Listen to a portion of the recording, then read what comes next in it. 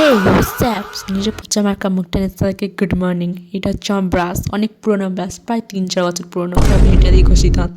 9টার মতন বাজে, চান ফান করে রেডি হয়ে গেছে, ঠাকুর ঘরে এবার ঢুকবো। ঠাকুর যতই পাপ করি তার মধ্যে পুণ্যিত করতে হবে না, যতই পাপ করি না কেন পুণ্যিত করতে হবে তার মধ্যে একটুখানি হলেও। তাই তো চলো এবার ঠাকুর ঘর ঘুরছিয়ে নিয়ে তোমার সাথে দেওয়া হচ্ছে। হ্যাঁ গাইস, আমার এখন বাজে কতটার মতো দেখো, 10টা বাজতে যায়। আমার ঠাকুর করতে বেরিয়ে গেছি। এবার আমার সেকেন্ড কাজ বিছনা গোছানো। নিজে ঘুমাবো, সবাই মানে ঘুমাবে সবাই মিলে, বাট গুছোতে হবে আমাকে, কারণ এটা আমার কাজ।